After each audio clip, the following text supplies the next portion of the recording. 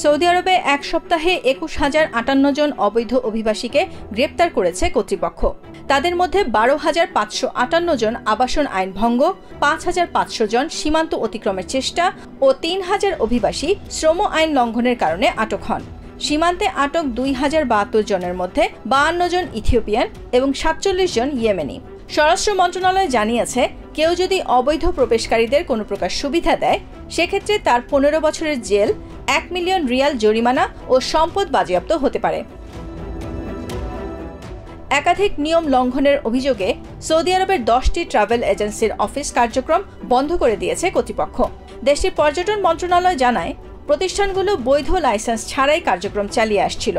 এছাড়া অনুমোদনহীন ওমরাহ ও হজ পরিচালনা, লাইসেন্সবিহীন যানবাহনে হজ যাত্রীদের পরিবহন এবং মক্কা ও মদিনায় অনিয়ন্ত্রিত জায়গায় মুসল্লিদের আবাসনের ব্যবস্থা করার কারণে তাদের অভিবাসন বন্ধ করে দেওয়া হয়েছে।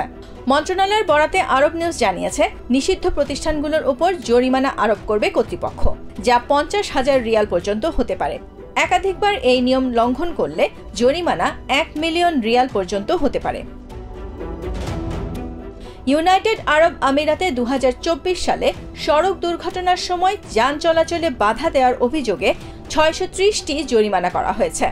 সবচেয়ে বেশি ৪১১টি লঙ্ঘন ঘটেছে দুবাইয়ে, এরপর আবুধাবিতে ৮৭টি এবং শারজাহ, রাস আল খাইমা, আজমাহ ও আল কোয়াইনেও রয়েছে উল্লেখযোগ্য সংখ্যক ঘটনা।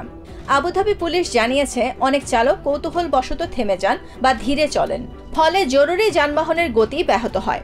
আইনি প্রক্রিয়া অনুসারে জরুরি যানবাহনকে অগ্রাধিকার না দিলে ৩,০০০ দিরহাম জরিমানা, ৩০ দিন গাড়ি জব্দ ও ৬টি ট্রাফিক পয়েন্ট কাটা হতে পারে।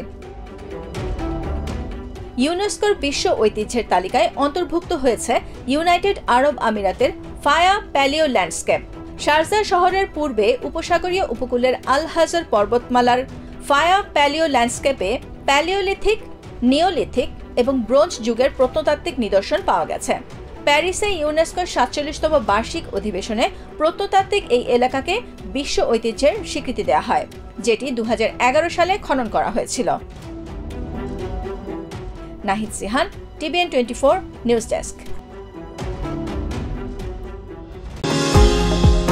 নিউ ইয়র্ক থেকে সম্প্রচারিত TVN 24 টেলিভিশন বিশ্বজুড়ে বাঙালির কণ্ঠস্বর।